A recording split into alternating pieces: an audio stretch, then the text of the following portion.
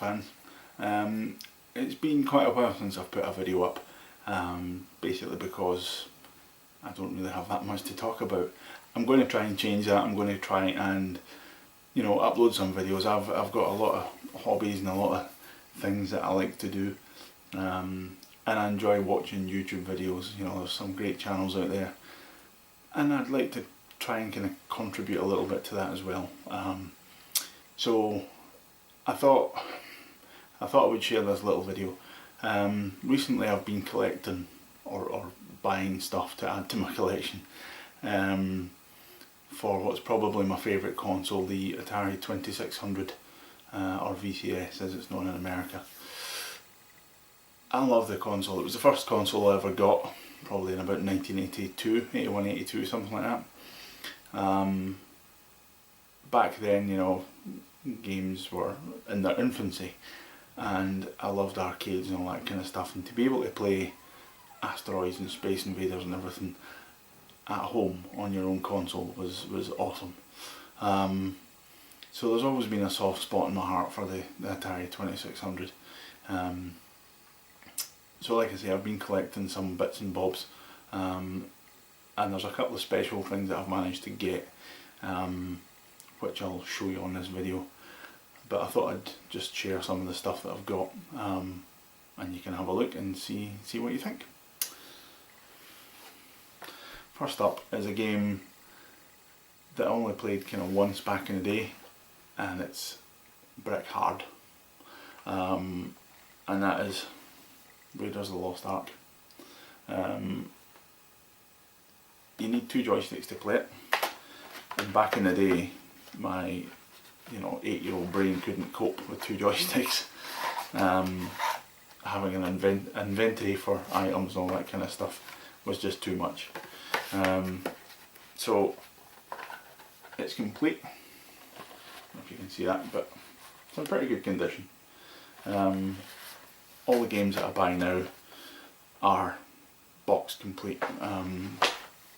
They're not always in the best condition because of the age of these things, but you know, I'm trying to get boxed complete versions of my favourite games. I'm not going to collect everything obviously, because that would just be thousands of games, and there were quite a few crap games for the Atari. There was a few classics, but there was quite a lot of crap.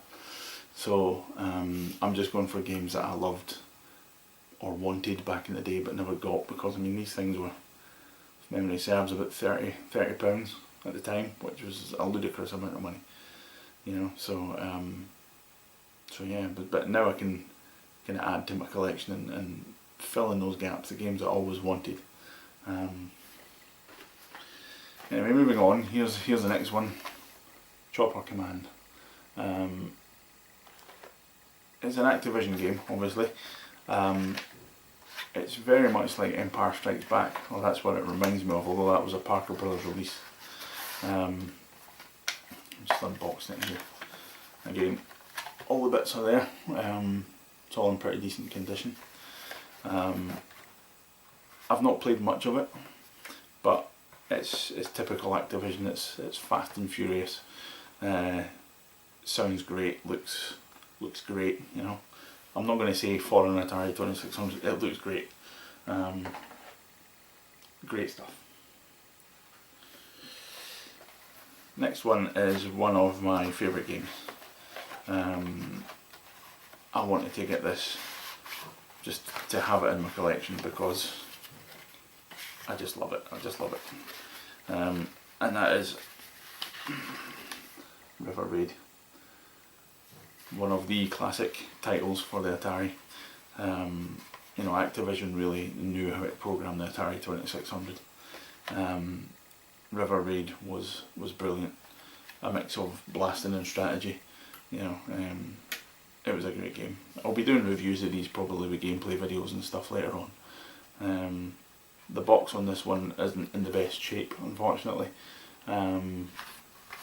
But you know, it's good enough. I can maybe help tart that up a little bit and salvage it a little bit, but it's quite rare to get it you know, boxed with the picture labels and all that kind of stuff, because later on Activision re-released quite a lot of their games, but because the Atari 2600 was dying, they put them out with white text labels and black and white text instructions and things. It was a bit cheap and, you know, not great. So I'm pleased to have the original sort of full colour version. So that's pretty cool. Next up is Frostbite. Now these games hold a kind of special place because back in the day you had video shops. You could rent videos. It's all complete. You could rent videos from the video shop, but the video shop that I went to, you could rent Atari cartridges. You could actually rent the whole machine, and for £2 a night you got the Atari 2600, a couple of joysticks or paddles, and any cartridge, any game that you wanted. So that was the way that I kind of got exposed to most of the Atari games. You know, I used to rent these games and go back, so much so that I got to know the guy that owned the shop. And the Christmas that I actually got my Atari 2600, he gave me, well, he gave my parents, I didn't know anything about it, he gave my parents, because they used to close the shops for 2 weeks back in the day, he gave my parents his entire stock of Atari cartridges. So on Christmas morning I woke up to an Atari 2600, which was mine. I owned Pac-Man and Combat, but I had about 45 games to play on it. So to say I was excited was an understatement. The only trouble was, back in the day you only had one TV. You had a colour TV in the living room. So I had to commandeer the TV to get as much gameplay time as I could. You know, I was usually allowed sort of half an hour at a time. But I think I got an extended period over the Christmas holidays to be able to play this, because I didn't have a TV of my own. I got one eventually, but you know, a few years later on, as it was back in the day, nobody had, you know, 6 and 7 TVs in the house. But yeah, so Frostbite was one of these games that I used to rent quite a lot, and it's another Activision classic. Like I say, they knew how to program the thing. Great fun, great game. Next up is a game I've never played, but I think it's one of these kind of Atari, you know, if you love the Atari, you've got to have this, and that's Haunted House. I've heard people tout this as the first survival horror game. You know, I think there's some great elements in it from what I've read of the instructions and stuff. There you go, there's all the bits. You're basically well, I'm not sure, but if ghosts come in, you everything kind of goes dark and you just see your eyes because they blow out your candle and stuff like that. I'm looking forward to playing that and experiencing it for the first time. Should be a good laugh, and hopefully I won't get too scared. Next up is a game that I have played and I love it, Warlords. This is a conversion of the arcade machine, and it's basically it's a kind of, it's Breakout advanced. There's basically 4 little castles at the corner of the screen, and you have a shield that you control using the paddle. And there's I don't think it's actually in this version, but in the arcade it's a dragon that spits a fireball, which bounces about the screen, and if it hits your wall or your castle you lose a brick. You know, and you've got this shield that you can control to bounce the fireball back, and you can catch the fireball to give you extra kind of control. And there's some great elements. It's fast and furious, and there's some great strategy to it. And the 2600 version, although graphically inferior to the arcade, was just as much fun to play, and great Atari noises that only the Atari could pull. You know, it was great fun. There's all the bits.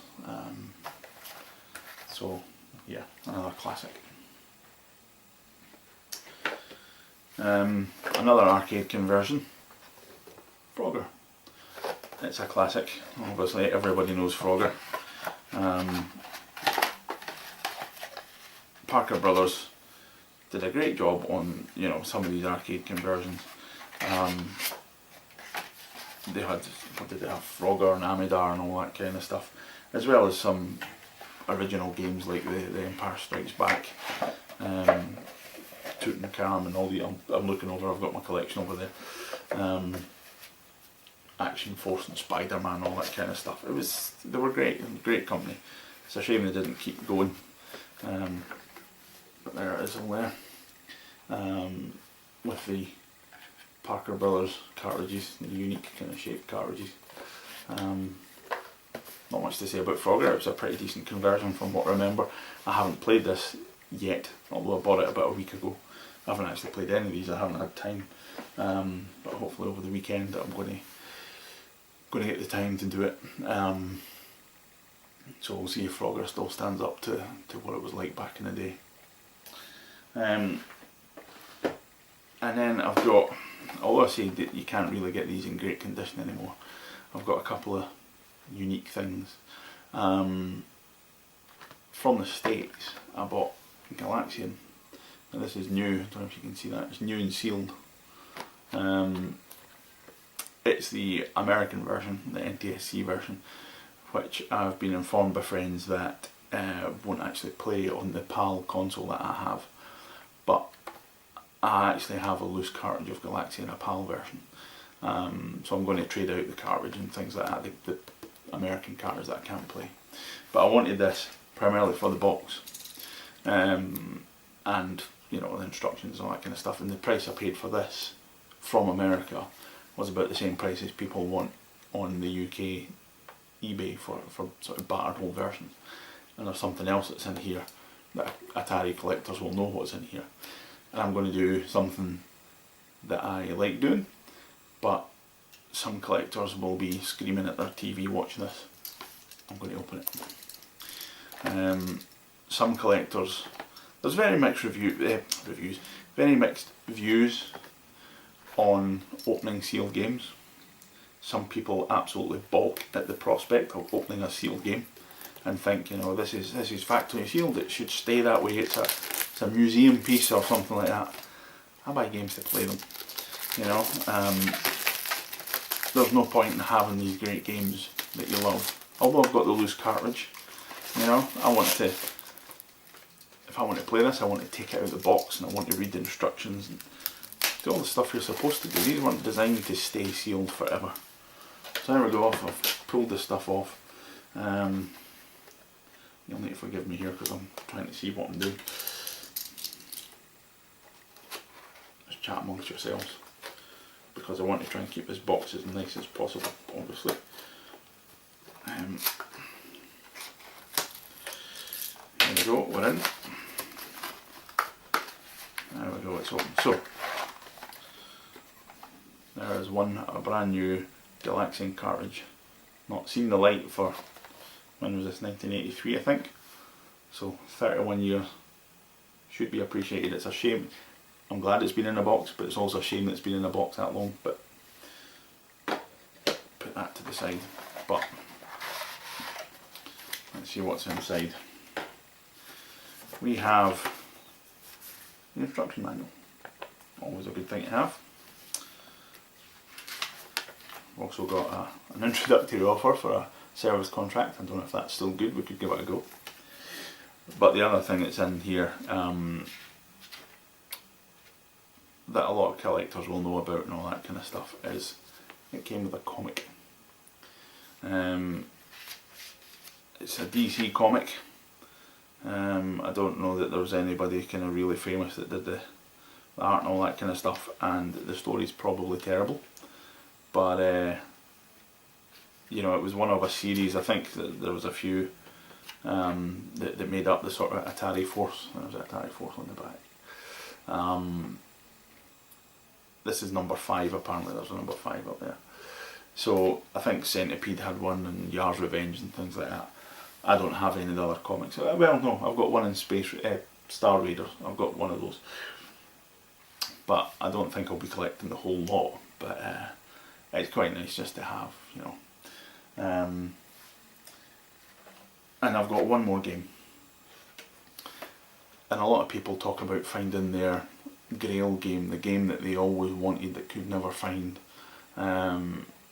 This isn't quite like that in that it's fairly common. some people consider it to be the best game ever released on the Atari 2600. I'm amongst one of those. It's one of my favourite games. You know, I say quite a lot of my games are my favourite games, but you know, there's probably 10 or 12 titles make up the number one spot. This is definitely one of them. And to get this in nice condition is pretty hard from what I've seen, certainly for the UK release. But that game anyway is Pitfall. And again, this is new and sealed. You can probably see it all shiny there. And this is in great condition. And I'm a little bit nervous about opening this because the thing about it being sealed is that I don't know if it's the UK or the UK or the US version. I don't know if it's the picture label with the kind of nice instruction booklet, or if it's going to be the reissue with the white text label and badly photocopied instructions. I really hope it isn't, but if it is, you know, so be it. It says on the box that it's copyright 1982. I don't know if it said, you know, copyright 1987 when they re-released them or whatever. But you and I are going to find out together what's actually in this. So let's get the knife out and see what we're doing. And I'm going to be ultra careful on this one, obviously. I always think you should treat these things with respect, and a lot of people will think, oh, you're just being daft. These are classic games, you know, and they deserve to be treated with respect. People love cars and treat classic cars with respect. You know, you wouldn't walk up and scrape your keys up the side of it. And these games are the same, you know.